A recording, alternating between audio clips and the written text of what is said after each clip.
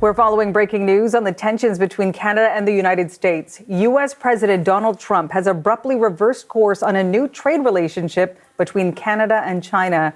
Trump had previously supported the recently signed deal, but now he's making fresh tariff threats over that very agreement. Linda is back with more on this post.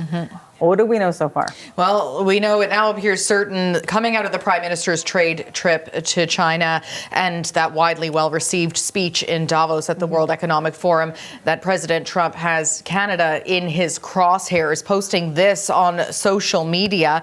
If Governor Carney thinks he's going to make Canada a drop-off port for China to send goods and products into the United States, he is sorely mistaken. China will eat Canada alive, completely devour it. Threatening then, if Canada makes a deal with China, it will immediately be hit with a 100% tariff against all Canadian goods and products coming into the USA. Carney came out of that meeting with China last week with a preliminary deal to lower tariffs on Chinese electric vehicles coming into Canada in return for lower tariffs on canola products for China. And here's what Trump initially said when he was asked for reaction to that deal.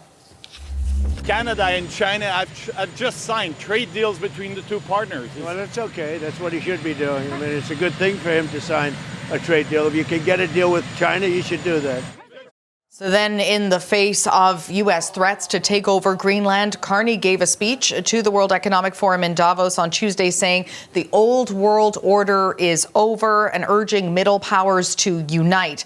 So now an about face and back to the future as well, in the way that you saw him there in that Truth Social post addressing the Prime Minister as Governor Carney. Remember, he used to call Prime Minister Trudeau that when he was talking about Canada becoming a 51st state. It appeared he had a much better relationship with Prime Minister Carney, but not so much anymore. And during Trump's speech in Davos, he responded to Carney's speech saying, Canada lives because of the United States. We then saw Carney double down, responding that at his cabinet retreat there in Quebec City with a speech of his own saying, Canada thrives because we are Canadian. And now this. Interesting that in Davos, President Trump called him Mark, not Mark Carney, not Prime Minister Carney. Now we're seeing in that post, as you noted, Governor. We heard from the business panel just a few moments ago. Let's talk about the impact on Canadian trade relations going forward. What do we know about that? So it's worth pointing out that Canada-China deal, that wasn't set in stone anyway. That was always a preliminary agreement. And while farmers in this country were widely happy about it, we know there were others who were not. So Ontario Premier Doug Ford came out saying, auto workers would be negatively affected by this, even calling for a boycott of Chinese EVs. So we don't know what changes would have been made to that deal anyway, but there are bigger fish to fry, of course, and we're talking about CUSMA renegotiations, USMCA. We already heard U.S. Commerce Secretary Howard Lutnick earlier this week on Thursday in an interview with Bloomberg comment on that deal, saying that this deal may jeopardize CUSMA renegotiations. Canada has never expressed to the world that they have the best deal, the second best deal in the world. The best deal in the world is Mexico, because remember, they have USMCA, which means 85% of the Canadian economy comes into the United States for zero. And there he is complaining that he's going to go to China and improve it. What's he going to do? China's delighted to sell to him. But do you think China's going to open their economy to accept exports from Canada?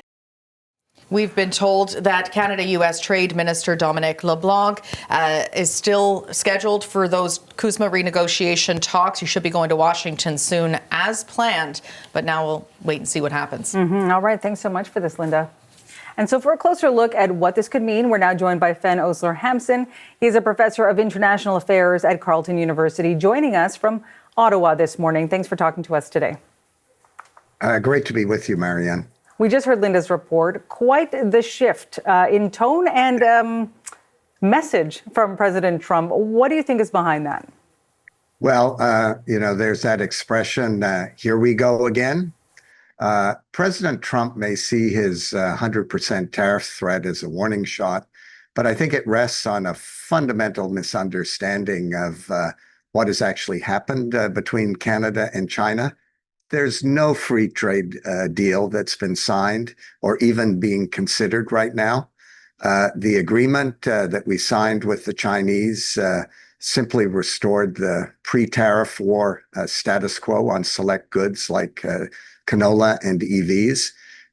Important to bear in mind, there's still ongoing tariffs. 15% Chinese on Canadian canola, seed, and pork. 6% Canadian on Chinese EVs that are going to be coming into Canada. Marianne, that's not free trade. Anything but. And Trump's hypocrisy and the statement we just heard from his Secretary of Commerce is stunning. It's only a couple of months ago that the United States signed its own deal with China to lower tariffs on Chinese goods in exchange for the Chinese being allowed to import semiconductors and other things that they want to buy from the Americans. So I think it's important to push back and perhaps quietly point out that we're doing exactly the same thing the Americans are doing to lower trade tensions with China. So then how do you think this will impact CUSMA negotiations? Well, it's obviously going to affect the tone of those negotiations. I think we should be under no illusions. They're going to be playing hardball. They're going to be taking a run at us on autos, on supply management, on our digital policies. But it's going to be pretty rough going. But I think these tensions can probably be eventually lowered. I think what's driving Donald Trump's irritation is, as was noted by Linda a few moments ago, is the speech that Prime Minister Carney gave at Davos about the ruptured global order. Now, he didn't single out the United States in those comments, but it was pretty clear who the message was directed at, and the president has taken umbrage at it. So then what next then? Because this is not the first time we've heard President Trump direct threats at Canada or other countries for that matter. We've only got a minute left, but just want to ask you, what can Canada do then to avoid potentially a much more significant trade war with the United States moving forward? Well, I think we don't rise to the bait. We keep our heads down.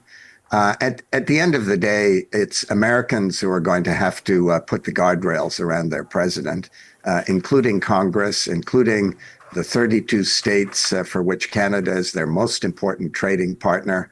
It's domestic politics in the United States that ultimately are going to have to rein in this president. I think we have to recognize we don't have a whole lot of leverage there. We'll leave it there. Thank you so much for your time and for your insight. Professor of International Affairs at Carleton University, Ben Osler-Hampson. Thanks again.